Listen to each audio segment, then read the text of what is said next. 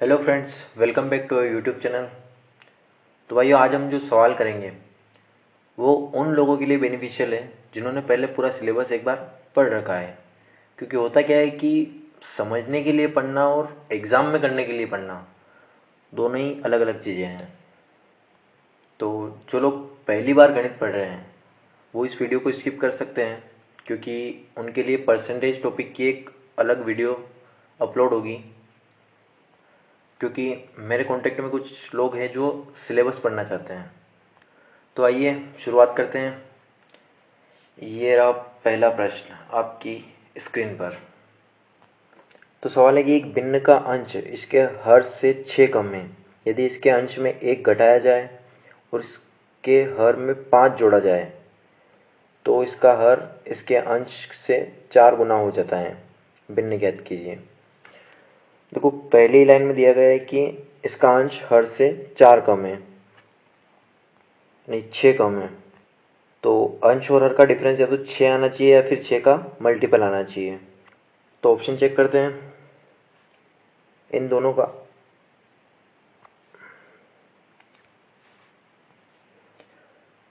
का डिफरेंस है 7, इन दोनों का 6, इन दोनों का 4 और इनका 8। तो एक ही ऑप्शन बनता है जिसमें 6 या 6 का मल्टीपल है। अगर 2 होते तो फिर क्वेश्चन को आगे चेक कर लेते हैं। जैसे कि यदि अंश में 1 घटाया जाए और उसके हर में 5 जोड़ा जाए, यदि अंश में से 1 घटाएंगे तो ये बनेगा 4 और हर में अगर 5 जोड़ेंगे तो ये बनेगा 16। इसका 4 गुना हो रहा है। आगे वाली लाइन यही है।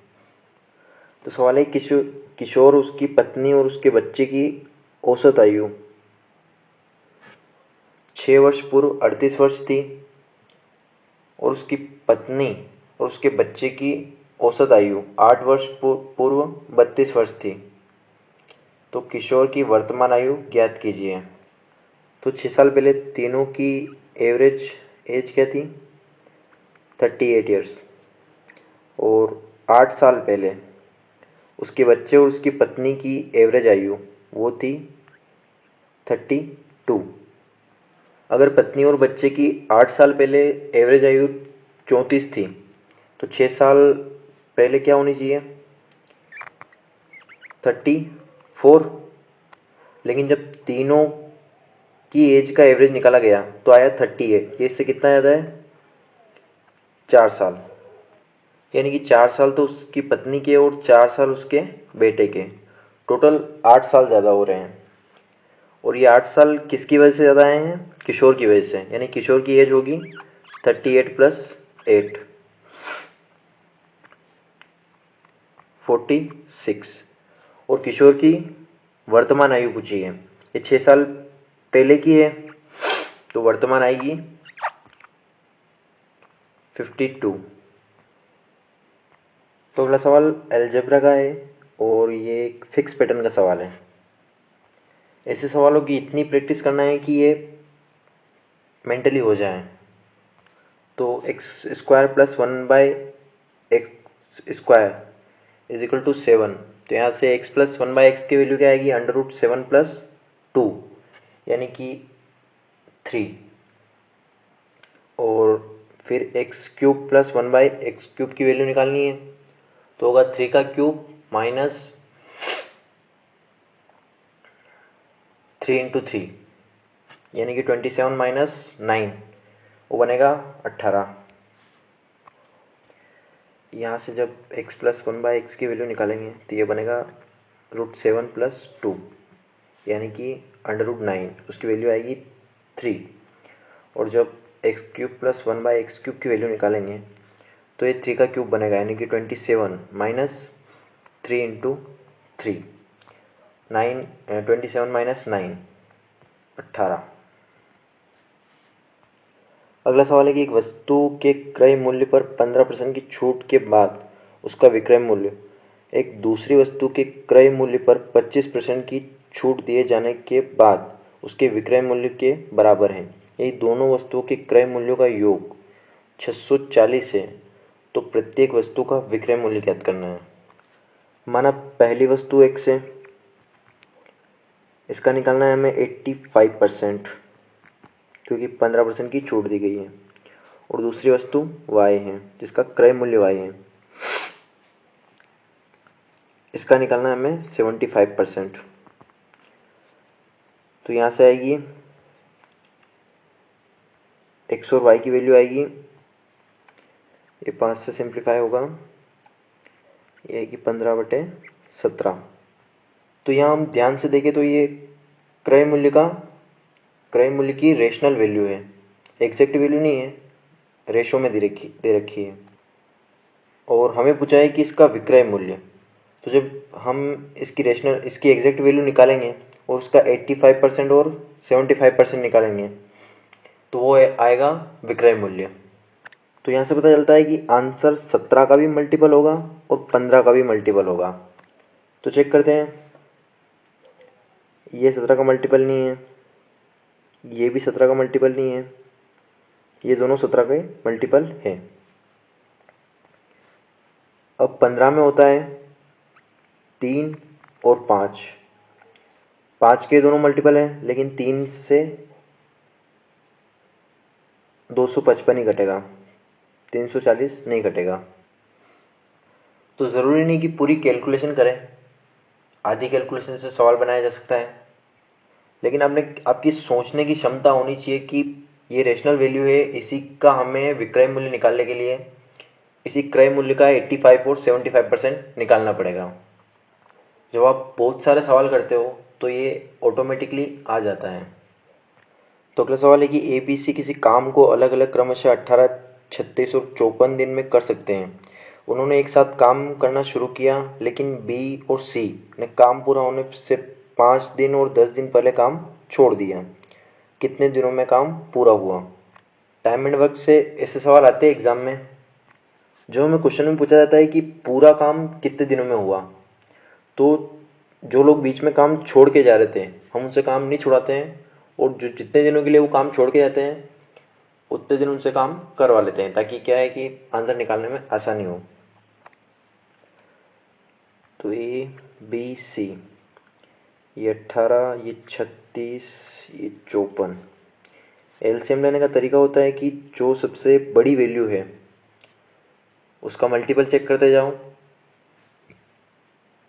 52 का डबल करेंगे अपन, 108। तो ए की एफिशिएंसी आएगी 6,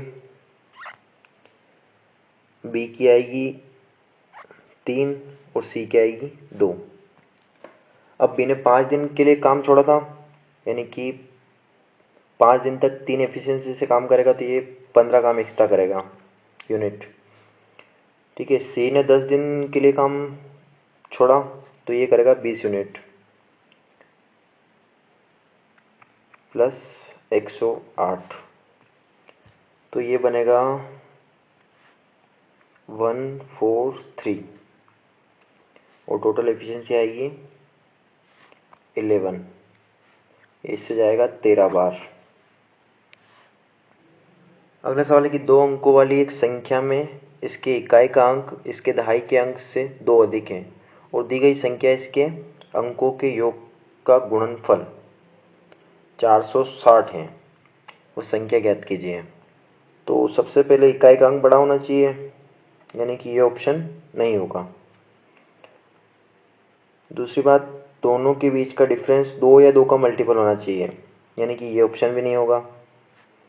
अब बचते हैं ये दोनों ऑप्शन। अब संख्या और संख्या के योग का गुणनफल 460 होना चाहिए, यानी कि 48 और 48, 4 + 8 12, इनका मल्टीपल जो है वो 460 होना चाहिए।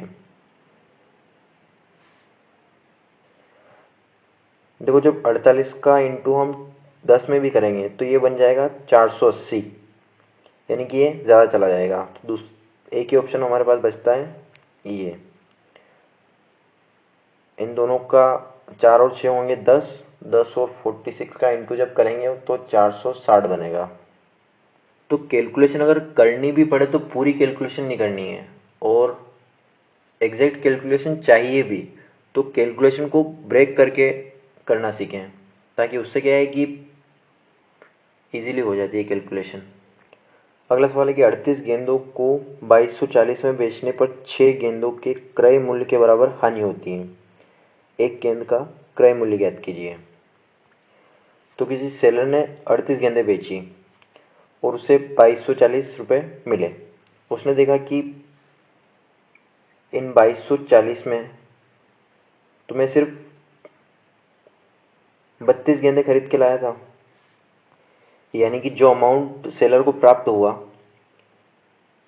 उसमें तो वो 32 गेंदें ही लाया था, यानी कि अल्टीमेटली उसे 6 गेंदों के क्रय मूल्य के बराबर लॉस हुआ है।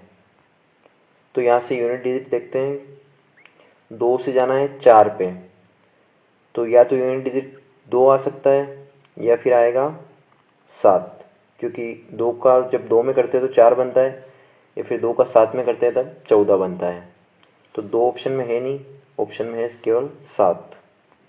अगला सवाल है कि छोटी से छोटी संख्या ज्ञात कीजिए जिसे 12, 18, 24 और 30 से विभाजित करने पर हर मामले में शेषफल के रूप में 4 बचता है, लेकिन जब हम इसे 7 से विभाजित किया जाता है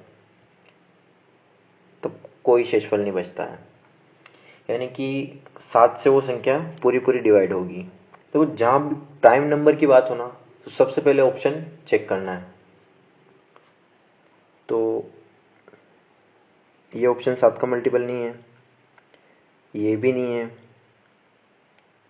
और ये भी नहीं है। एक ही ऑप्शन है जो 7 का मल्टीपल है। तो सवाल है कि जब सूर्य का उन्नयन कोणीय है 45 डिग्री से 30 डिग्री हो जाता है, तब ऊर्ध्वाधर टावर की समतल भूमि पर छाया की लंबाई में 10 मीटर की वृद्धि हो जाती है। टावर की ऊंचाई ज्ञात कीजिए।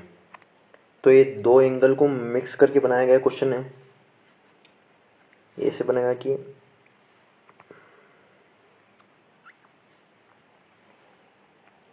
ये वाला एंगल होगा 45 का, ये वाला होगा 30 का।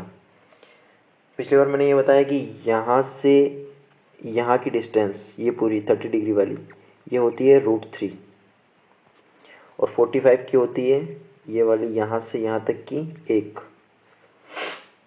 जब ये √3 है और ये 1 है तो ये यहाँ से यहाँ की जो डिस्टेंस आएगी ये आएगी √3 - 1 और इसकी वैल्यू 1 होती है। जब इस वाले ट्राइंगल 45 डिग्री वाले ट्राइंगल में हम देखेंगे तब इस वाली की वैल्यू होगी √2 और इसकी बनेगी 2।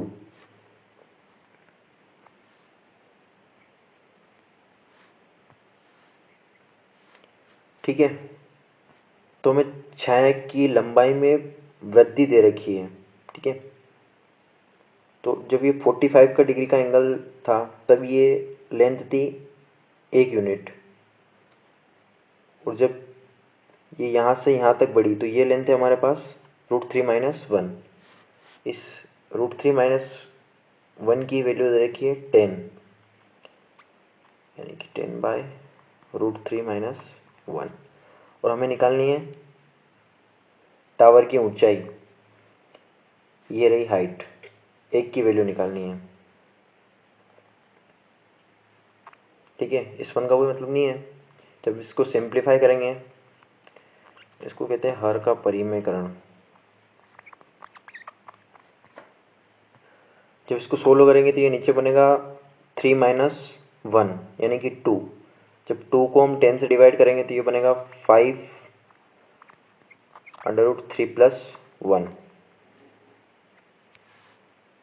देखो एक्सप्लेन करने में टाइम लगा है, लेकिन ये जो वैल्यू होती है ना अलग अलग, अगर प्री में क्वेश्चन आएगा तो एक ही एंगल का आएगा, और अगर मेंस में पूछेगा तो एंगल को मिक्स करके पूछेगा।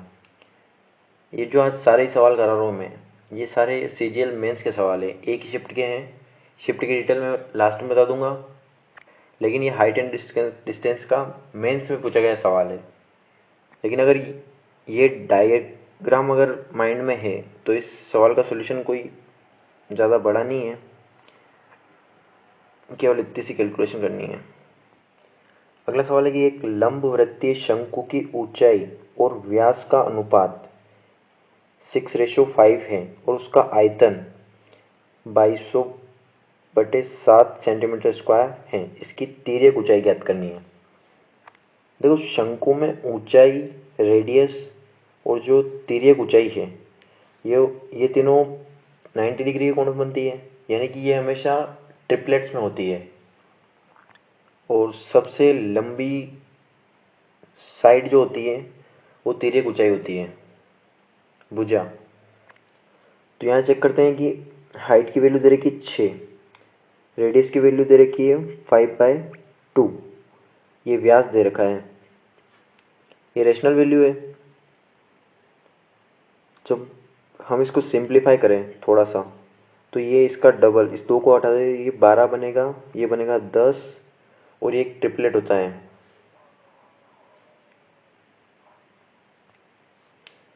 ये 10 नहीं, ये 5 ही रहेगा,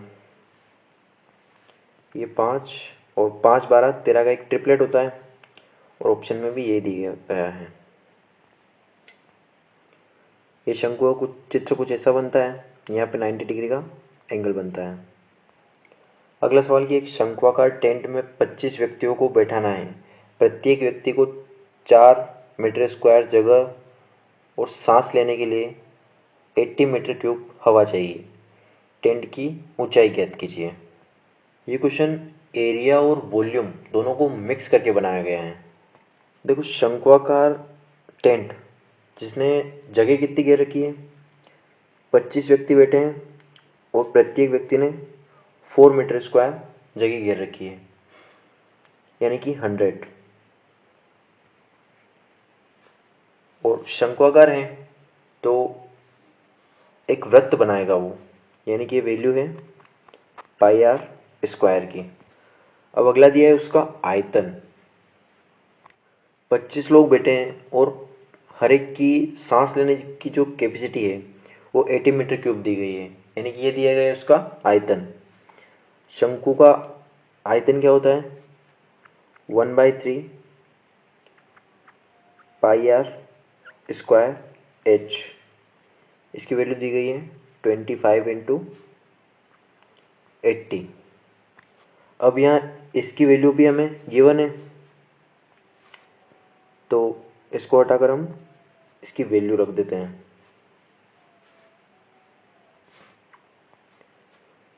वो आएगी 100। जब हम इसको सिंप्लीफाई करेंगे तो ये बनेगा 60, यानी कि हाइट की वैल्यू आएगी 60। अगला सवाल है कि 3 संख्याओं का योग 280 है। यदि पहली और दूसरी संख्या का अनुपात 2:3 है और दूसरी और तीसरी संख्या का अनुपात 4:5 है, तो दूसरी संख्या ज्ञात कीजिए। देखो, दूसरी संख्या का अनुपात एक तो दे रखा है 3 और एक दे रखा है 4, यानी कि वो 3 का भी मल्टीपल होना चाहिए और 4 का भी होना चाहिए। ठीक है, 3 का चेक करते हैं, ये 3 का मल्टीपल नहीं है और ये भी नहीं है, और इनमें से 4 का मल्टीपल केवल ये एक ही है, ये नहीं है। सवाल खत्म। अगला सवाल है कि एक बेलन की त्रिज्या और ऊंचाई का अनुपात 4:7 है और उनके आयतन की वैल्यू दे रखी है 2816 सेंटीमीटर क्यूब। इसकी त्रिज्या ज्ञात करनी है। त्रिज्या की रेशनल वैल्यू दे रखी है 4, यानी कि ऑप्शन 4 का मल्टीपल होगा और एक ही है, 8। खत्म सवाल। अगला सवाल है कि ए और बी की वर्तमान आयु का अनुपात 3:5 है। यदि अब से 5 वर्ष बाद उनकी आयु का अनुपात 13:20 हो जाता है, तो बी की वर्तमान आयु ज्ञात कीजिए। देखो, आयु चैप्टर के जितने भी सवाल हैं लगभग सारे ही ऑप्शन से हो जाते हैं। इस सवाल में रेशनल वैल्यू दे रखी है बी की 5 के मल्टीपल हैं 3, ये एक नहीं है। अब 5 वर्ष बाद की आयु दे रखी, आयु का रेशनल वैल्यू है 20, यानी कि अगर 30 में 5 जोड़े तो 35, वो 20 का मल्टीपल नहीं है। 35 + 5 40 ये हो सकता है, और 40 + 5 45 ये भी नहीं है, यानी कि एक ही ऑप्शन बनता है। अगला सवाल है कि एक गोलार्ध का आयतन 2425 से 1/2 सेंटीमीटर क्यूब है, इसकी त्रिज्या ज्ञात करनी है। जब इसका आयतन निकालेंगे हम तो उसके फॉर्मूलों में आएगा r³, यानी कि जो आयतन है उसमें रेडियस का 3 बार इंटू किया गया है। अगर इंटू किया गया है तो उससे डिवाइड भी होगा। देखो 3 टाइम्स मल्टीपल देखना है, ठीक है ना। 2425.5 ये वैल्यू दी गई है। अब ये सिंपल वैल्यू तो नहीं आएगी, क्योंकि 3 बार चेक करना है और यहाँ पे 0.5 आ रहा है, यानी कि ये वैल्यू हो सकती है और ये हो सकती है। किसी एक का भाग देके देखेंगे और दूसरे को टिक कर देंगे।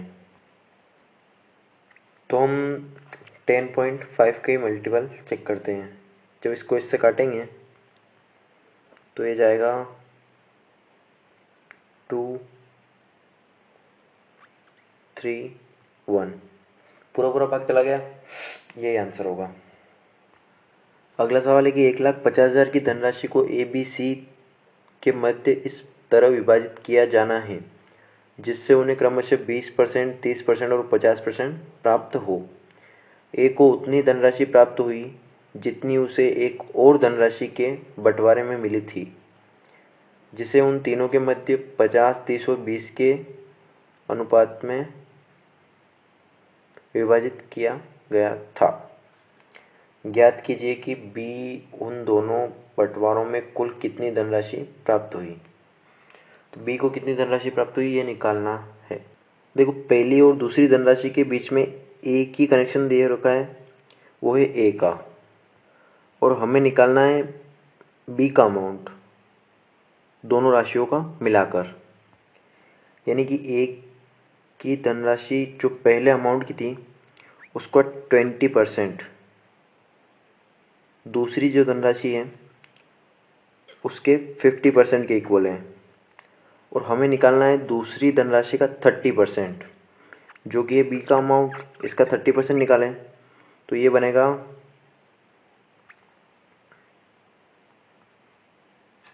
12%। यानी कि जो दूसरा अमाउंट था उसका बी को 30% मिला, यानी कि वो पहले अमाउंट का केवल 12% है, और पहले अमाउंट का बी को ऑलरेडी 30% पहले मिल चुका है, उसके 12% के बराबर और मिलेगा, यानी कि टोटल 42%। और 42 में एक प्राइम नंबर है 7, यानी कि ऑप्शन 7 का मल्टीपल। तो अगला सवाल है कि 42 सेंटीमीटर व्यास वाले ठोस शीशे के गोले से 3 सेंटीमीटर व्यास वाली ऐसी कुल कितनी शीशे की गोलियां बनाई जा सकती हैं। देखो फॉर्मूला दोनों का एक ही बनेगा, जो कांस्टेंट चीजें हैं वो आपस में कट जाएगी, रेशियो निकलेगा तो केवल रेडियस का, और उसी पे कैलकुलेशन होगी। यानी कि बड़े गोले की रेडियस होगी 42 का आधा, 21 × 21 × 21, क्योंकि आयतन कंपेयर करेंगे और उसमें रेडियस का क्यूब आता है। नीचे की बनेगी 3 व्यास दे रखा है, यानी कि बनेगी 3/2, 3 × 3 × 3, और ये 2 अगर ऊपर ले ले तो ये 27 में भी एक प्राइम नंबर होता है 7।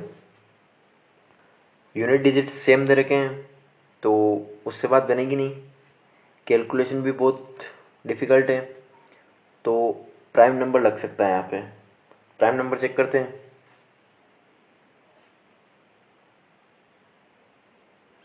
इस ऑप्शन में नहीं जाएगा, इसमें 7 का भाग चला जाएगा,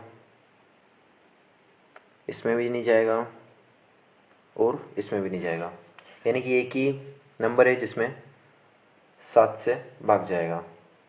और मान लो किन्हीं दो ऑप्शन में अगर 7 का भाग जाता तो हम फिर 3 का चेक करते हैं, ठीक है ना।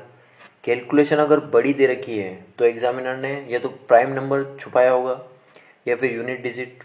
इतनी भारी कैलकुलेशन कभी नहीं आती एग्ज़ाम में कि जिसको सोल्व करने में आपके 2-3 मिनट ख़राब हो। अब ये मेंस का क्वेश्चन है, इसमें कैलकुलेशन दे रखी है लेकिन कैलकुलेशन सोल्व करने का फिर एक तरीका डाल रखा है प्राइम नंबर चेक करने का। अगला सवाल है कि व्यक्ति 9,975 प्रति वस्तु के मूल्य पर 2 वस्तुएं बेचता है। उसे एक वस्तु पर 5% का लाभ होता है और दूसरी वस्तु पर 5% की हानि होती है। उसे होने वाले कुल लाभ या हानि की गणना कीजिए। देखो भाई, जब ऐसा सवाल आता है कि प्रॉफिट एंड लॉस का परसेंटेज बराबर हो तो उसका करने का एक सवाल करने का एक शॉर्ट तरीका होता है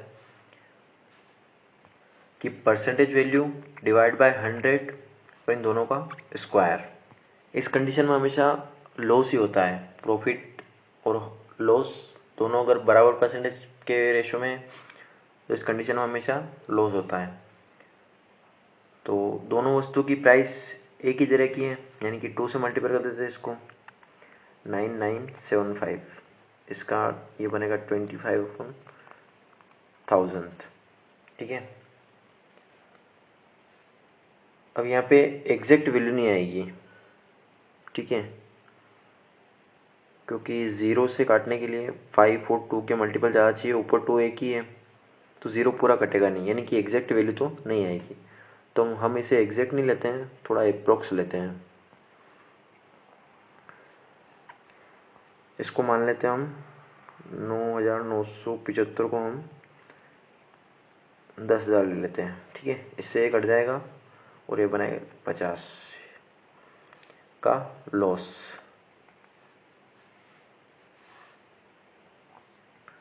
कारण भी है इसका, ऐसा क्यों करते हैं, लेकिन फिलहाल बताने का टाइम नहीं है।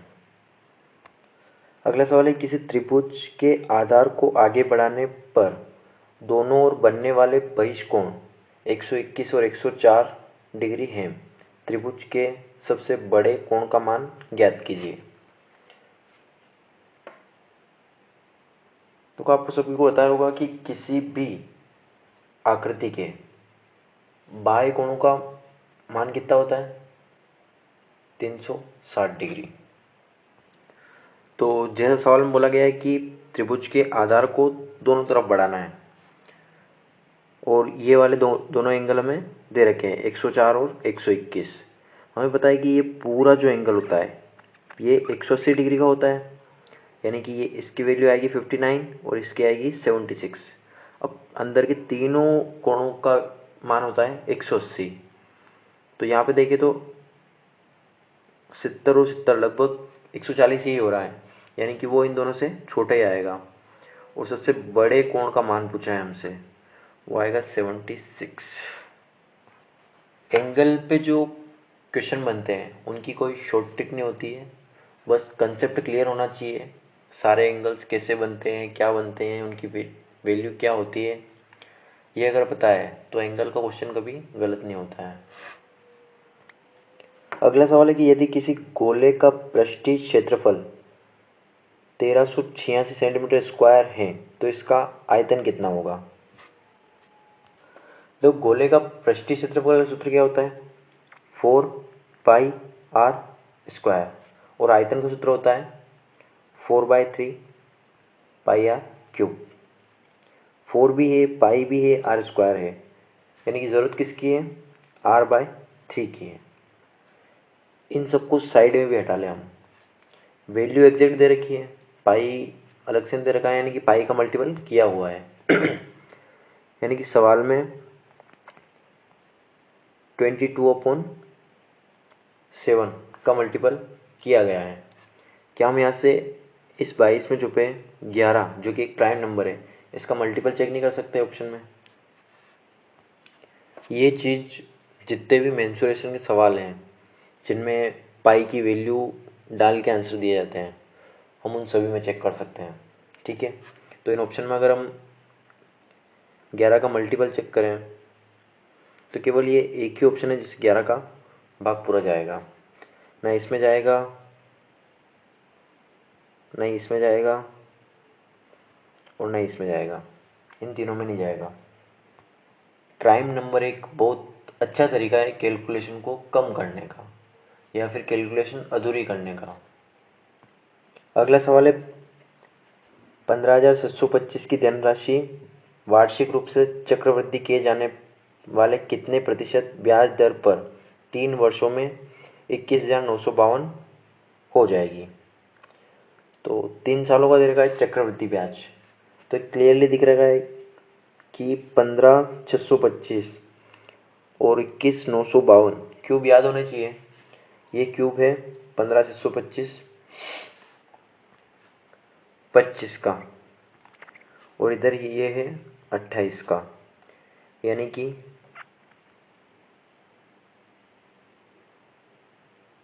3 यूनिट का इंटरेस्ट 25 पे।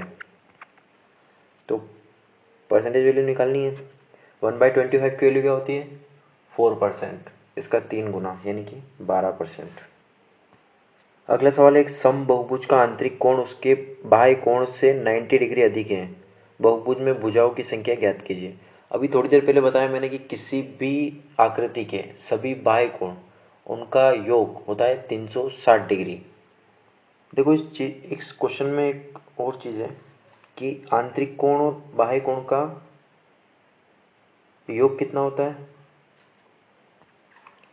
वो होता है 180 डिग्री। यानी कि मान लो आंतरिक कोण x है और बाह्य कोण y है, इन दोनों का दे रखा है 90 नहीं 180, ये हमें पता होना चाहिए।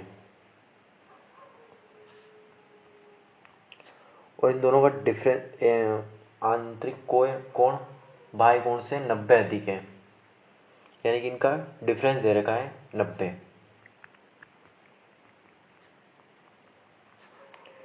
देखो यहाँ से x की वैल्यू निकालो और फिर y की निकालो। ये तरीका थोड़ा पुराना है, ठीक है, नया तरीका देखते हैं।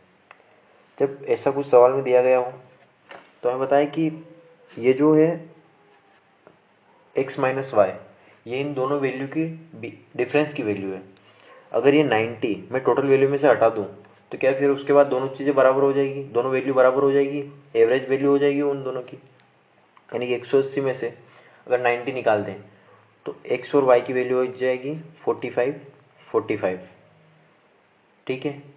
और ये डिफरेंस आंतरिक कोण ज़्यादा है, यानी कि ये 90 प्लस हो जाएगा। इससे कोई लेना देना नहीं है, हमें निकालना है बहुभुजाओं की संख्या, ठीक है। तो टोटल वैल्यू होती है 360 बाह्य कोणों की, और एक की वैल्यू आई 45, यानी कि जाएगा 8 बार, यानी कि अष्टभुज का सवाल है ये चीज़ बहुत सी जगह काम आती है जहाँ x प्लस वाई की वैल्यू दे रखी हो और x माइनस वाई की वैल्यू गिवन हो, ठीक है। ये x माइनस वाई की जो वैल्यू होती है ये उन दोनों के बीच का डिफरेंस दिया होता है। अगर उस डिफरेंस को हटा लिया जाए तो बाकी जो वैल्यू बचती है वो दोनों की एवरेज वैल्यू होती है, यानी कि आधी आधी वैल्यू होती है। और जो ज़्यादा दिया गया है उसको जो वैल्यू एक्स्ट्रा है उसमें जोड़ दें तो उनका एक्चुअल वैल्यू निकल के आ जाती है। क्वेश्चंस में अप्लाई करना आपको ऑटोमेटिकली समझ में आ जाएगा। तो आज के लिए इतने सवाल काफ़ी है, बाकी के सवाल बाद में करेंगे। बाय।